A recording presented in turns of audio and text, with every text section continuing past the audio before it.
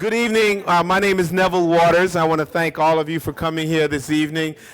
This is really it's wonderful to see such a cross section of our friends and strangers and Facebook people, and we're really excited to be able to host you this evening and present some of the work of a fabulous photographer. I'd like to take a moment to acknowledge our community partner, the DC Lottery. We wouldn't be able to do this without their help, and so thanks to those folks, and particularly you folks who are out there buying the scratch-off games.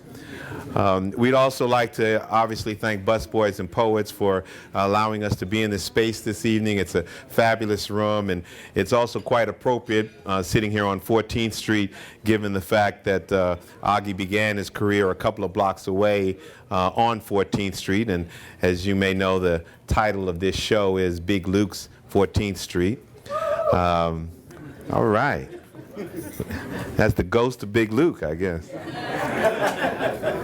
I also have to acknowledge Rick Star Studios. They're also documenting this evening, and another longtime associate of ours, and we're really grateful for all of his help this evening. I have to, before I go any further, make sure you tip your waiters and waitresses, because I know they're working very hard this evening, and we really appreciate all that they can do. I want to point out that we do have all these pictures up here are available, but we don't even begin to scratch the surface of the archives that Oggi has. So if there's anything that you see or that you want, please get in touch with me, and I'm sure we can arrange it. We're going to have a presentation with a lot of different photography that he has done through the years. We also have the pictures available in smaller sizes, and yes, that means cheaper, but we can certainly accommodate any and all requests. We have a little booklet here this evening. It's a limited edition. I don't think we only have about 20 or 30 of them. They're only $10. Oggi will sign it. It's a beautiful collector's item or a gift. And you can see the young ladies over here, Erica or Beverly, they can take care of you. Make sure Oggi signs it. Oggi always gives you some great inspirational words. So it's only $10. It's well worth it. We're giving you all the free food tonight, so, you know, that's the least you can do.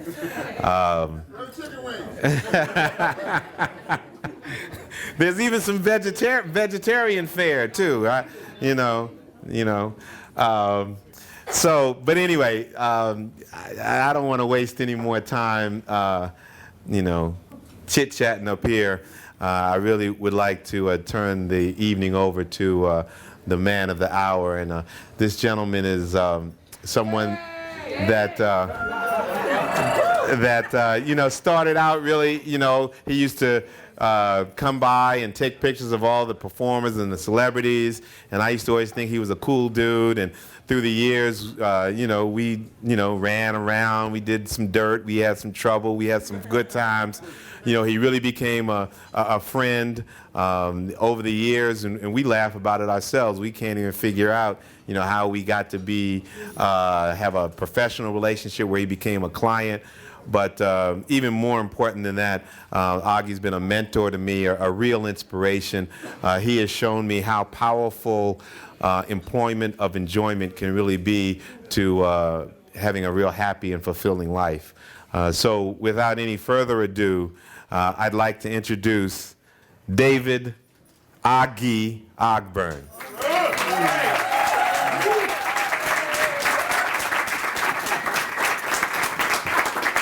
Well, I guess I have to thank everybody for coming out, because I was afraid nobody was going to come. And okay, and I'm just excited to get started with showing you how I got started. Big Luke became my best friend in 1963. I had gone back to New York, and he had opened up an auto parts store. And the auto parts store was on 14th Street between S and T. And when I came back to Washington to work with him at the store is when I began to start taking pictures. So I guess we're getting ready to start with Big Luke, how he was when I first met him. That was in the store, and Big Luke was a regular. Big Luke was from Stony Creek, Virginia. So here you have opposites did attract, because I'm from Brooklyn, Jamaica, Queens, and he was from Stony Creek, Virginia. But we became boys. And what happened was, let's see, Jerome and Slim, they worked with us. As you can see, they were models. So when I started taking pictures, I had 2 models in the store, already. Now, Big Luke, like I say, he was from Stony Creek, Virginia. And I told him one time that, said, when I was born, my mother was 20 and my father was 21. So I sort of grew up with them. And one time we was doing bad and I was really hungry. So I learned how to make cornbread from scratch, baking soda and all of that.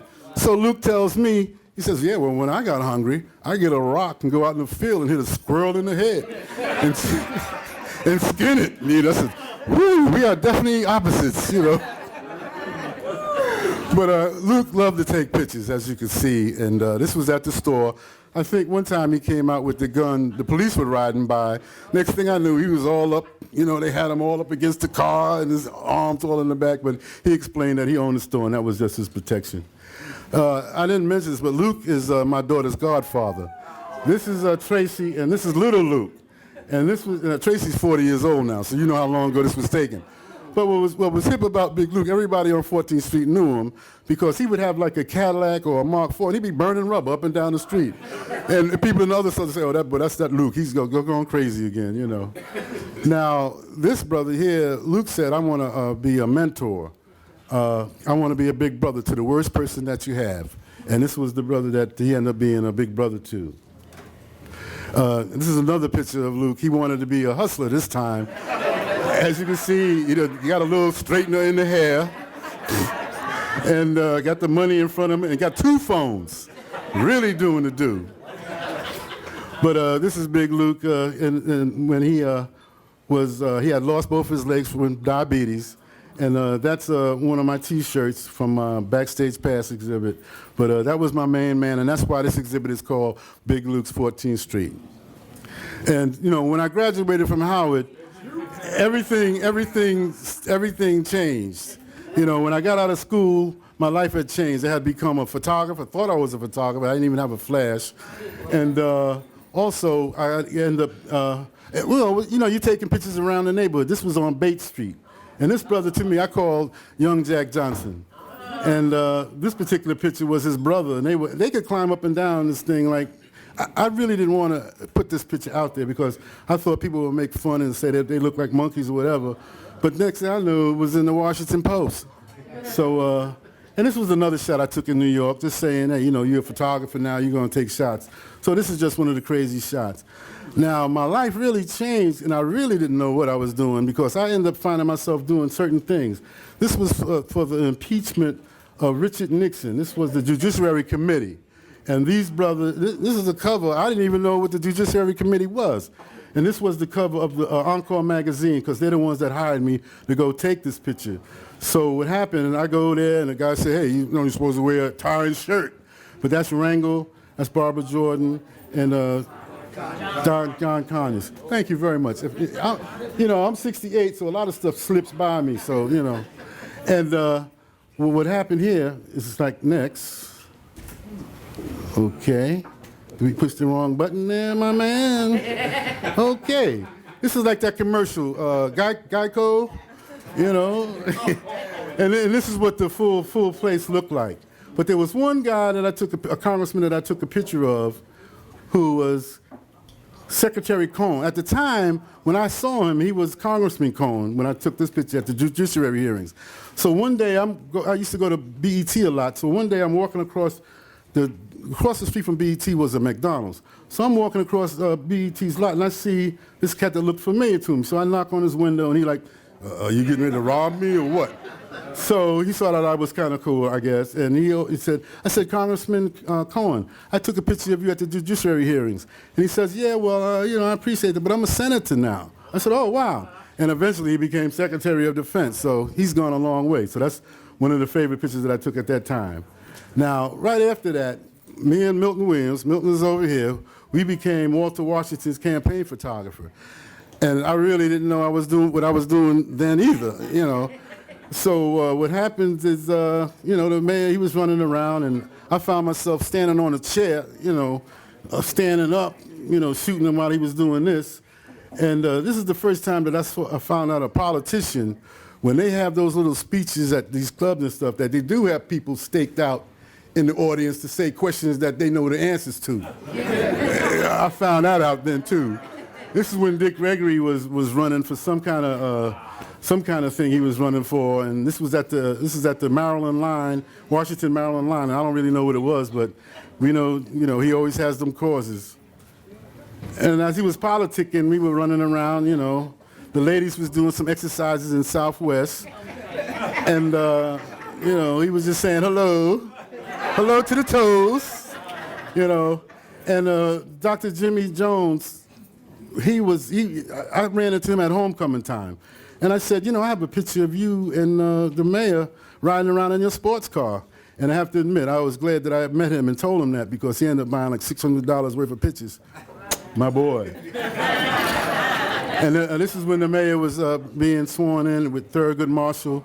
And I don't know how old his granddaughter is now, but that's his granddaughter that they're raising up. I don't know, Milton might know. But this was me and Milton's job, and we had a good time. Okay, hit another button. Now, again, I just did Walter Washington's campaign photographer. I didn't know that guys I went to Howard with was going to be ahead of the National Democratic Committee, so I ended up being Jimmy Carter's campaign photographer. So a lot of times when you're a photographer for the campaign, you got to run around with the wife. So I ran around with Rosalind. They had that little southern accent, and it was cool. We was in Georgetown on this picture, but just being a campaign photographer. Now, one of the problems I was having is, at that time, I had the big fro, and even though they knew I was part of the organization, they always said, well, who are you? Give me your identification. And I'll say, again, that kind of way. But this is in New York, and I just found out that this guy, this brother, this priest here is Cardinal Archbishop Cook. And, this is up in New York. And, Cook went to Harlem. Now, this is strange. He went to Harlem during the riots.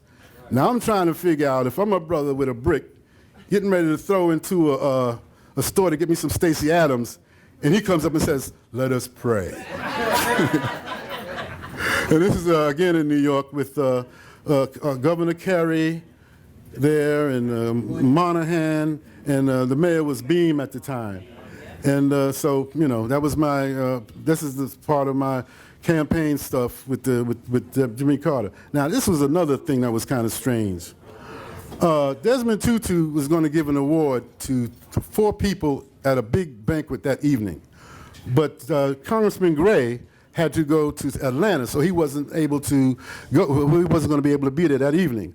So what happened is, at the hotel room, while Bishop Tutu is making his presentation, I'm saying, oh, excuse me, the background isn't cool where you're shooting. So I moved him over here. I must have been a horrible background, because this really ain't that great either. But Desmond Tutu says to Congressman, when does a photographer get a chance to tell us to move in the middle of a presentation? So Congressman Gray said, well, I guess maybe he got more power, that kind of thing. I was blessed enough to go to Egypt. I went for a magazine called Soul Journey, and as you can see, I was a little thinner in those days, and a little, okay. And the hair was still crazy. The hair was still crazy, and I was just noticing, these obelisks, the shape of them, the architects of them. And then I came back to Washington and said, wow, the highest building in Washington is really African architecture. So. Oh, my brother Wells is here. Man, I'm getting nervous with all you photographers. This was in England. They had an obelisk too. This thing we call this Cleopatra's Needle. Now, what's deep about this, when I was in Egypt, I came back home. I saw this picture in a book that I had my father had in his bookcase. And I asked the artist that I wanted to paint, Ron Graham, are you here? Acknowledge, Ron Graham is here. So I asked Ron to paint this picture for me, and that's what he did. A great thing of the jewel. And Ron is kind of shy, too. That's why he probably ain't raising his hand. But Ron, I want to thank you so much, because I really cherish that picture. Now, when I came back from Egypt, I just got back from Egypt, and I'm in the international airport, Kennedy Airport in New York. The first person I run into is Verdine. He was going from somewhere, but I was just saying, you know, Verdine, hey, you're the first person, you know, how you doing? I just got back from Egypt. And then I noticed in all of their, you know, their record labels and everything was all Egyptian. This was the time when they were trying to get, the one leaning down is Martin Luther King III. Him and Ramon Bain were trying to get the, Earth, Wind and Fire is getting ready to have a concert.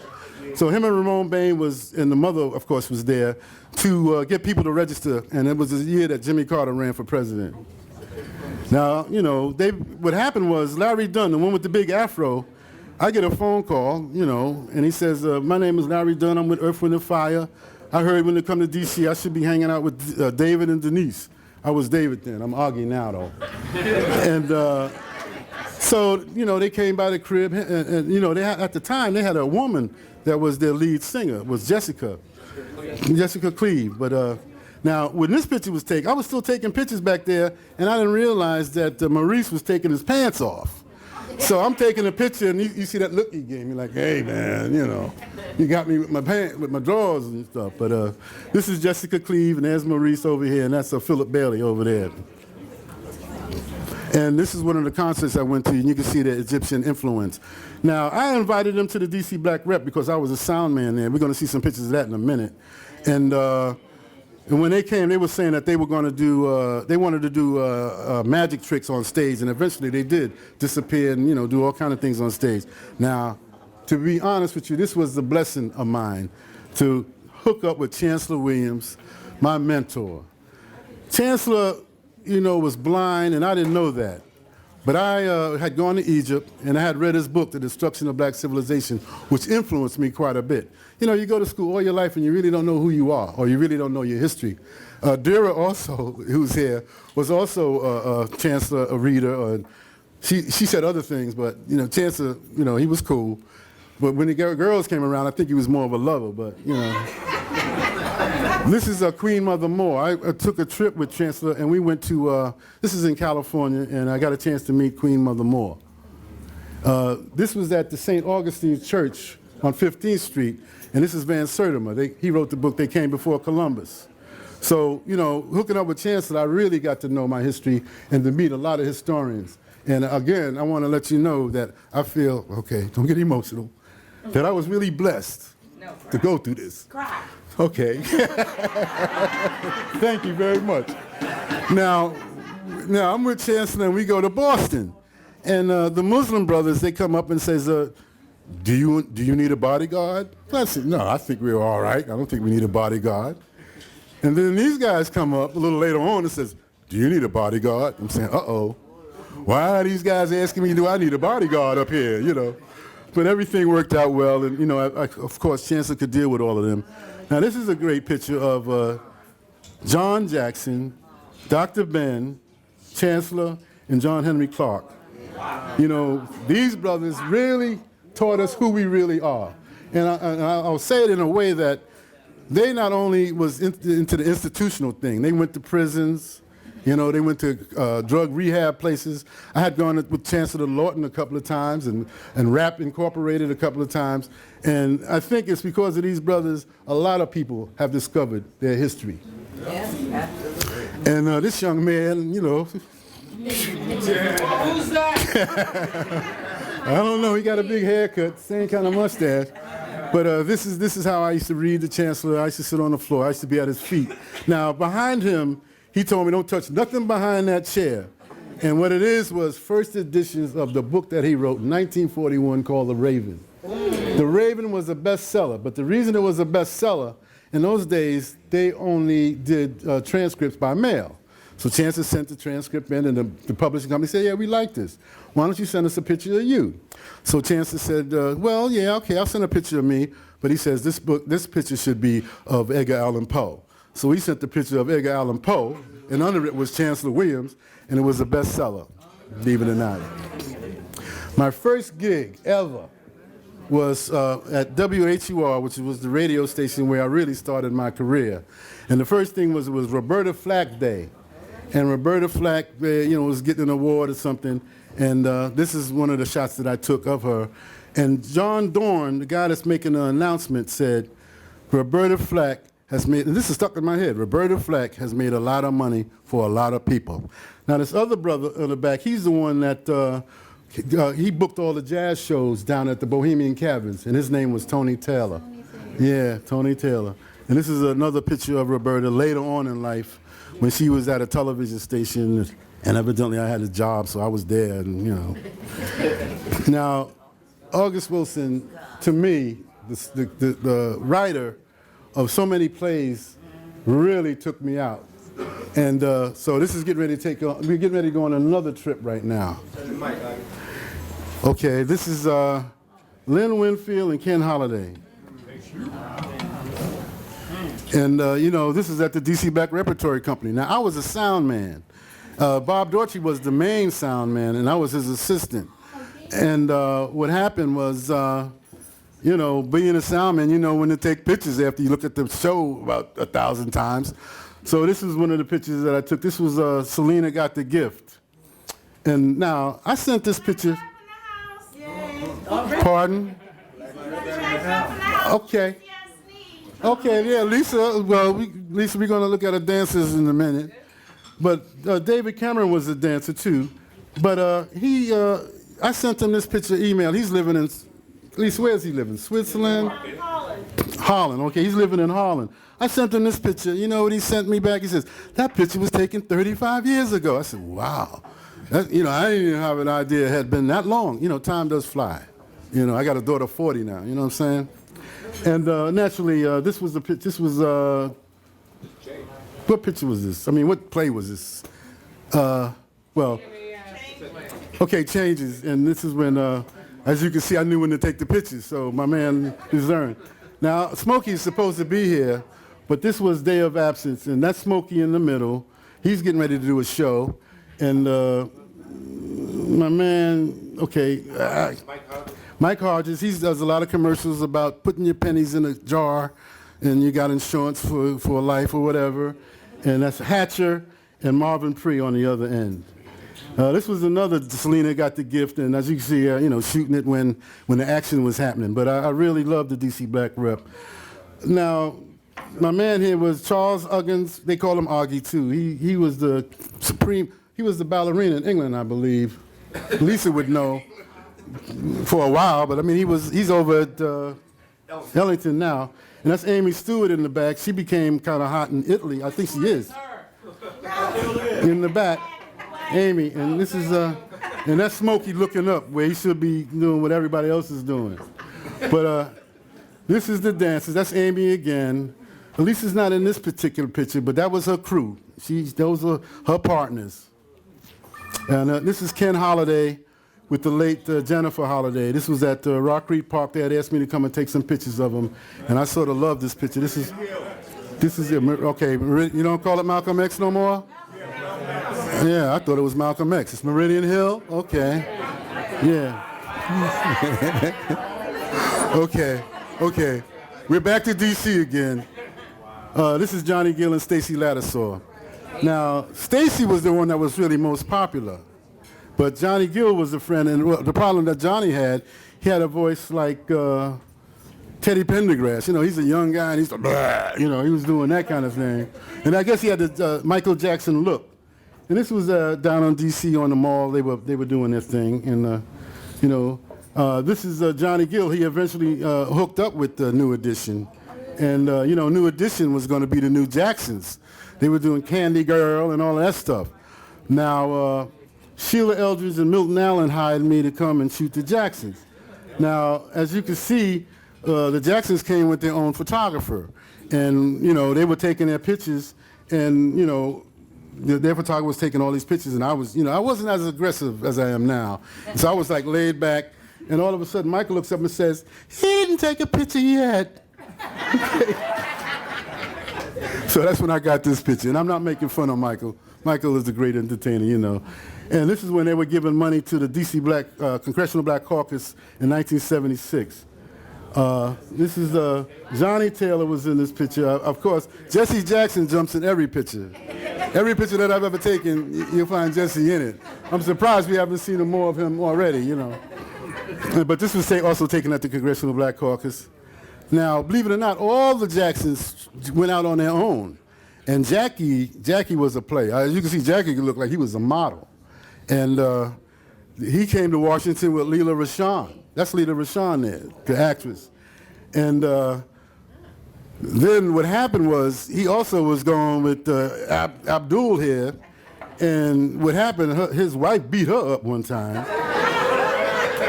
You know, I'm in the record business. We hear these things. I deny it if y'all tell people. But she got the job of doing the choreography for Janet because of Jackie. You know, she's the one that choreographed all of his things. This was the other sister, LaToya. Now, what was deep about LaToya was, as you can see, she liked to take pictures too. But LaToya, when she was in town, she was spending 40 grand of her own money to promote her record.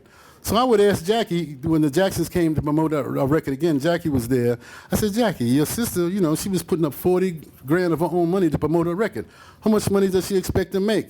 And that's when I learned, enough money for life. I said, wow, I never looked at it like that. And Marlon had a record out, you know, it didn't do nothing. But I have to say that Jermaine was sort of like a gangster, as you can see. Don't he look like a thug there? But Jermaine was the only one that really had some hit music. You know, he got over with some nice records at the time at Arista. And this is Jamal. Jamal, what's his first name? Douglas Jamal. They're giving the cake to Jermaine. But Douglas Jamal, believe it or not, had 2 stores on the same street. One was called Douglas. 2 doors down was the Wiz. And if you didn't like what you didn't see in Douglas, you go down the street and get it from the Wiz. I guess you can't go wrong when you got it like that. He could, you know. And, you know, I sort of, you know, getting into the modern photography, as you can see, I'm playing now with Photoshop. I vowed I would never deal with digital. But, you know, you see my black and white stuff up here. And, yeah, okay. That sounds like that might be Brewski. Yeah. And as you see, I was, you know, doing Andy Warhol. You know, I'm having fun now. You know, you know. But now this was the other Jackson that made it big. And Janet, when she first came out, she was only 15 years old. She came with her mother. She didn't even have a record out before. She was known for Little Penny from Good Times and what? Different Strokes. Believe it or not, she was the girlfriend to... Yeah, okay, and you just think, all of them got in trouble but Penny, you know. So we're at, she came to, this was at BET, and Janet came with her husband. And we were walking around BET, and all of a sudden the husband had the video camera videoing and stuff, and all of he says, everybody look up. You know, and I guess Bo said, hey, get the, you know. You can see Bo ain't look up, but everybody else did, you know. And this was the last picture I took of Janet. I shot Janet from 1982 to, I think, 2006. And this was the last picture I got of her. Now, this is another group that thought they were going to be the big stars. But this was Switch. And what makes Switch a little different was 2 DeBarge brothers was in the group. One was Bobby in the back. And the other one, I didn't know his name, was in the front. But Bobby was the one that really had the good voice for Switch. And when they put the other group together of the other part of the family, DeBarge, El didn't really want to sing the lead singer because he had the high falsetto voice too, and he thought that he'd sound like a girl and they were going to call him gay and all that mess. But as you know, and I like it, you know, I can't sing. But at the time that I ran into him, I said, you know, when I first met you, you was feeding birds. He said, I wasn't feeding birds, it was in the winter. I guess you need to see this picture. Because what happened, the seagulls was coming down, taking the things out of his hand. And he was going back inside, getting more. He was having fun doing it. But as you see, he didn't look at it. This was taken at 14th Street at the Republic Gardens. And the brother over here was saying that the stage is too small, DJ Quick. And, you know, the stage was too small, but, you know, they was doing their thing. Now, this is Jonas Savimbi. He's a rebel leader from Angola. And I had no idea who he was. My best friend was George Wilson, who covered Capitol Hill, and Gloria Minot, who was a newswoman too. we were all hung, but I never even heard of Jonas Savimbi. So when I took the job, I think Roy and a couple of other people saying, man, you got that gig. Oh, okay. I had no idea until we went to the Heritage Foundation, and everybody was out protesting. I'm saying like, wow, and I'm seeing George, I'm seeing Gloria out there protesting. I'm saying like, what's going on? Well, he was being supported by the Nixon administration, and the Angola government was being controlled by Castro. So I really was confused. I'm still confused on what the problem was, but evidently they still was protesting for some reason. And again, being a photographer, I was just taking pictures. This was taken in Georgetown, and this was taken during the time that they didn't find weapons of mass destruction. I was saying, hey, we don't need to go to war. Why are we going to war? There's no, but we went anyway, and may God help America. And actually, on these flags, you see the Last Supper. There was a brother that you might see out in Georgetown now, but this time he had the flags up. I was blessed enough in 2006 to go to Ghana, and I was at a refugee camp a lot of the times while I was there. And in this picture, I found that Jay-Z looked familiar to somebody, and also Janet Jackson looked familiar. No, I sent this picture to Jay-Z saying that people like you are in refugee camps. People that look like you are in refugee camps. But he also was, a lot of people are doing things in Africa that they don't really, announce and say. But he was one of them that was digging up wells and doing water over there. Now, could you go back to the other picture, please? When I was over in Ghana, I was at a small museum at a place that I was staying at, and I saw my picture there. This is a picture of Chancellor Williams. Blew my mind, and blew the people's mind I was with. And my roommate at the time said, "You known all over the world." I said, "I wish I was." And these are some other faces that you see at a refugee camp. And I don't know, this little girl stole my heart, really. Now, when I first saw her, she had her hair, I don't know how women do it, but she had her hair in little curls. It was straight down. 5 minutes later, it was like that. So I don't know if she likes to take pictures or... Now, this was another person that was at the refugee camp, and she was from Darfur. And as you can see on her face, the troubles, but hey, she was at a refugee camp too. Yeah. Now, this is what a refugee camp looks like, at least the one that I was at. These little places, and if you was Muslim, I think you left your shoes outside. And it was really opened my eyes because, we all look at television all the time and they're talking about refugee camps. If you ever get a chance to experience visiting one, it will really, touch you because these people aren't really wanted where they are. They're not allowed to work. And, I have to say a lot of babies are born, let's put it that way. And this is when we were leaving. They were all reaching for applications for school. Because over there, a couple of people that I was with had sent some people from the refugee camp to school. It cost like between $300 and $500 a year. So that was my trip to, and this is Ghana. Kwame Nkrumah was a friend of Chancellor Williams, believe it or not. Chancellor, I saw a newspaper article that they had written about Kwame, and they said that Chancellor Williams never got a chance for him. Kwame never got a chance to see, a united Africa. And this was the mausoleum that he was buried in. Yeah, so I mean, I'm from, well, I don't, we knew about Africa, but from the Tarzan standpoint of view, you know what I'm saying? When you see architecture like that, it's unbelievable. And this is another brother who sort of like left the country. He gave up his American citizenship, W.E.B. Du Bois, and he ended up moving to, and that was his mausoleum. Now, W.E.B. Du Bois influenced Leo Hansberry, who taught at Howard. And Leo Hansberry was Chancellor Williams' mentor. And I said, well, when I got to Africa and I was at the W.E. Du Bois, I said it was a full circle, Now this is this is a situation that I really was running around in tears. I'm surprised I got any pictures focused because this is one of the castles that, Elmina Castle, that they kept the slaves at. And when they were telling the stories, we walked around there telling these stories. I'm saying like, oh man, this is unbelievable how man could treat man. Horrible. I hope everybody over there, y'all listening, can y'all hear me over there? See, we all packed in now. Okay. Wow. I'm gonna have to, oh, I don't know.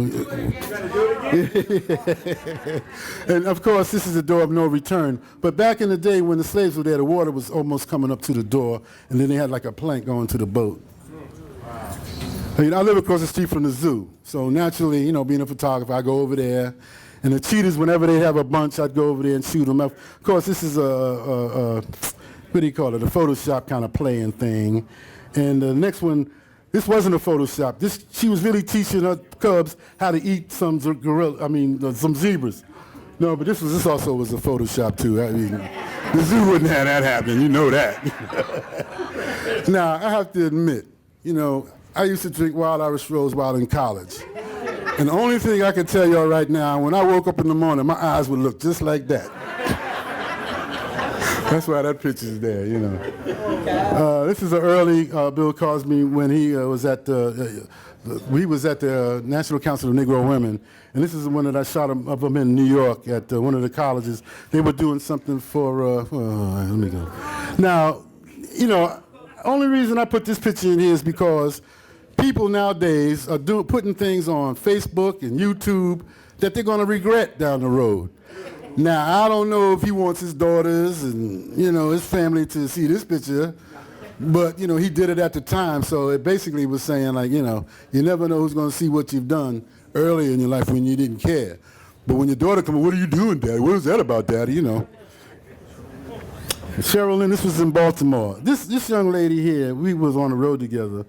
While we was over in Baltimore, she was dipping, she was doing all kind of dancing and stuff, so when it was over, I ran up to her real close to see if she was going to be, she wasn't doing none of that. I said, well, this girl is in good shape. I ain't lying. Now, Carmen is reading my family newsletter. When I'm a freelance photographer, sometimes you have a lot of free time when nothing's happening, and I have to use time. I feel if I go to bed at night and something's not done, I feel like the day was wasted. So I started a family newsletter, and Carmen was at BET, and naturally he's taking a picture with the newsletter. But what I liked about him, Carmen knew a lot about Black history, and he knew a lot about who he was. And even today, he's really kind of like a spokesman for good things and bad things. He's a movie star now too. So this was at NABOB, and this was when I think Janet was getting an award, and.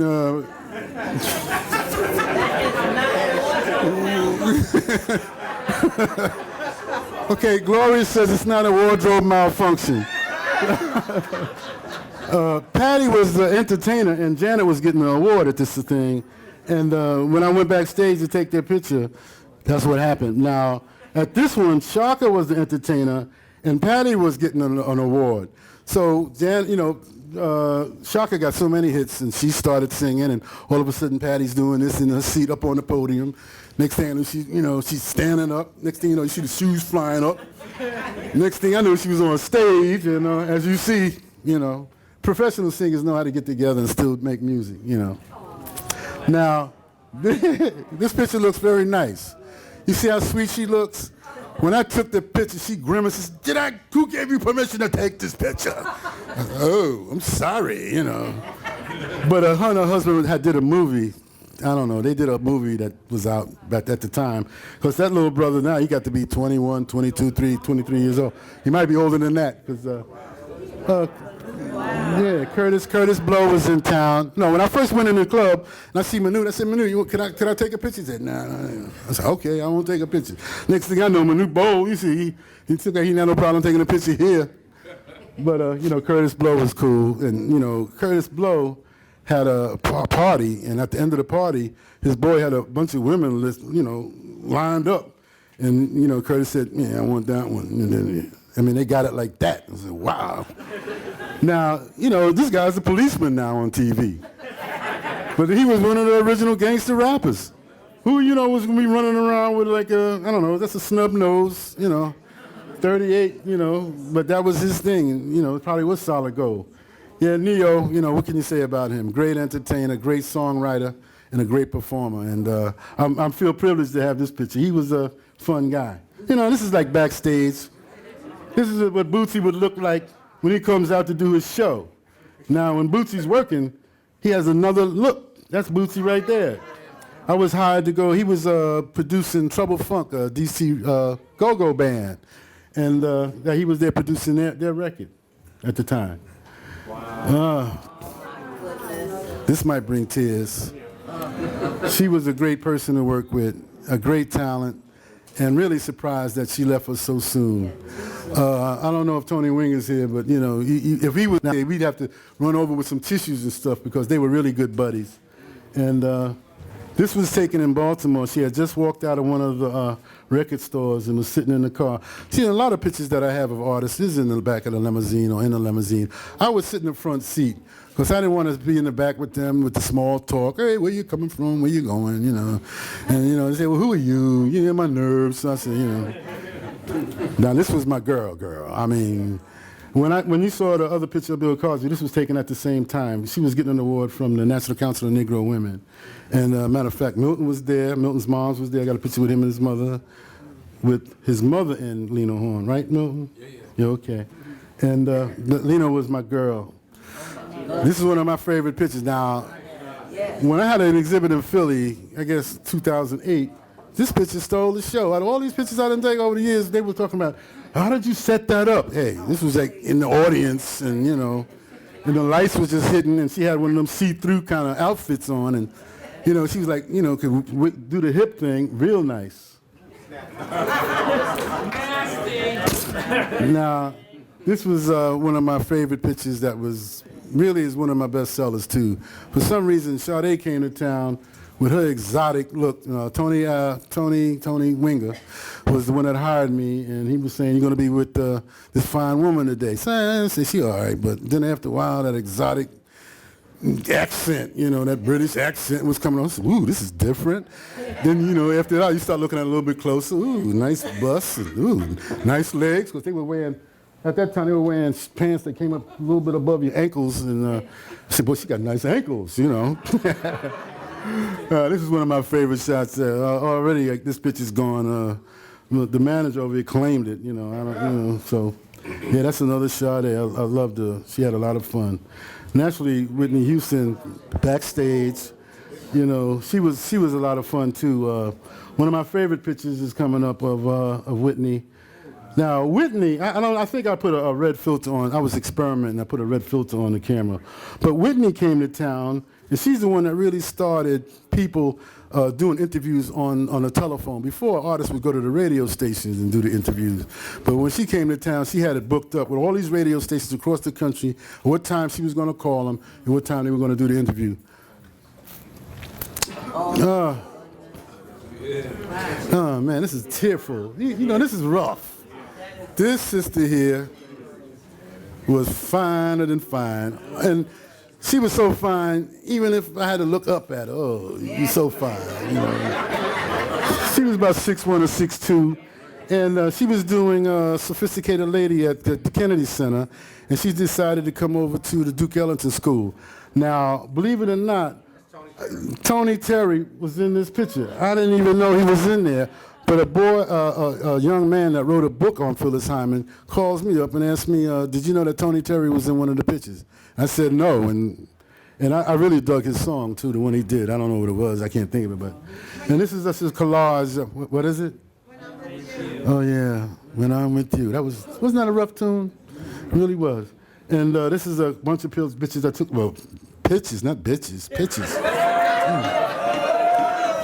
Excuse me.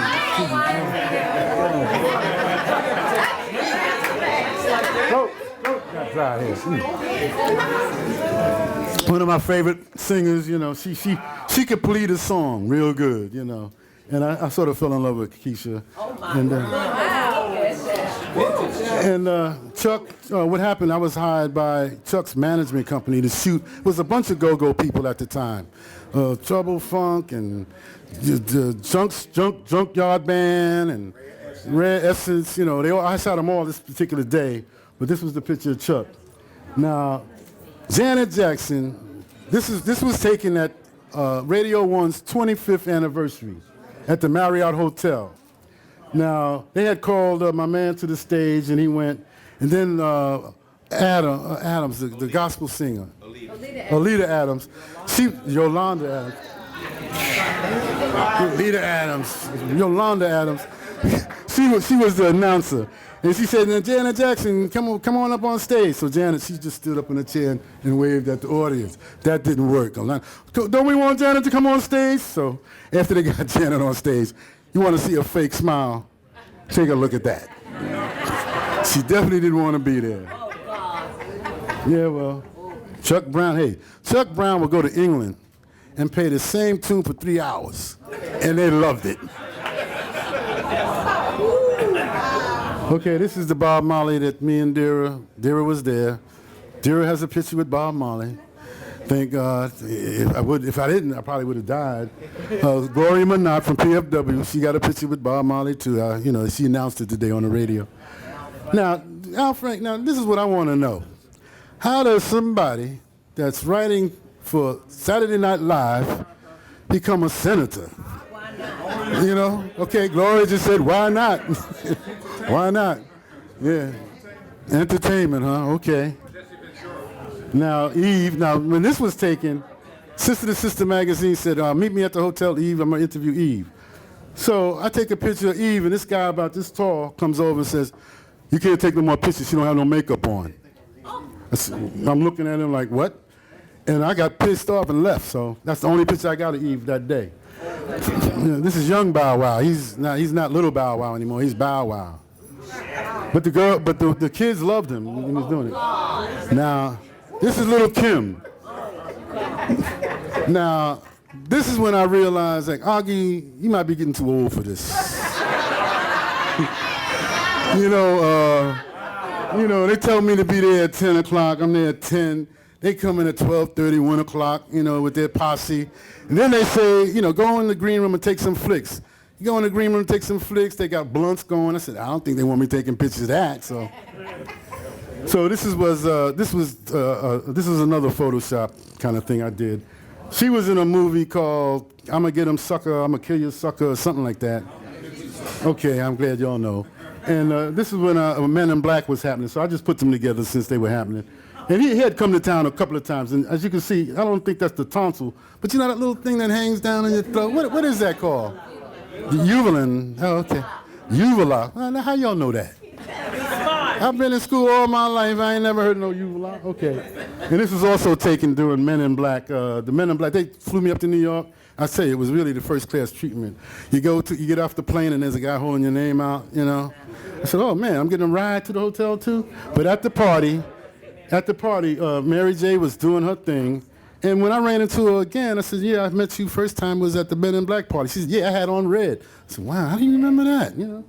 And Puffy, of course, if you see the cameras going, he's sort of like Jesse Jackson in a way. And I ain't knocking him, I don't want him coming after me with the vodka bottle or anything.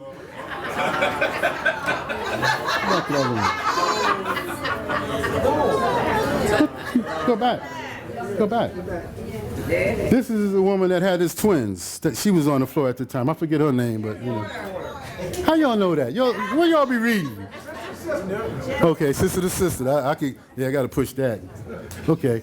Now, at the Men in Black party, this girl group came, and I didn't know who they were. So I just took one picture, and I'm looking at the negative, 10 years later, like, who are these girls? And I recognized the small breasted one. I said, she looks familiar.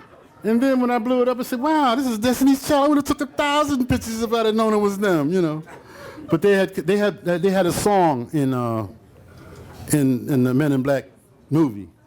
And this was at the 25th anniversary at the Grand Hyatt downtown. And I just wish that I was with Beyonce, I guess. And this was them performing. You see, she has all girl group. And Beyonce was terrific. And of course, the boss man was there too. And what happened was, when they were getting ready to leave, I'm saying, Jay-Z, Homeboy, let me take a picture with you with the Radio 1 background that we had right there. And he said, you took enough pictures already. And then as they walked by, she did look up and say, hi, and kept on going. But I was grateful for that.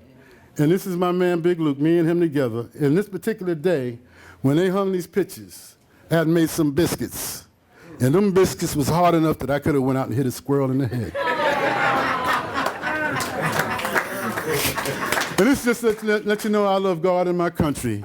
This is the only color picture in this thing, but this picture was a special picture that I took in Georgetown. I'll be honest with you. When 9/11 hit, a lot of people were putting out flags. And this particular flag was hanging on P Street between 31st. Never help me out. Where was this hanging between? 30th and 31st. Okay, 30 and 31st. And when I went back to take a picture of that flag, it was real huge. It had blown down. And so when I went back again, when they put it back up, I went back again to take the picture. And this time the sun was going down behind it.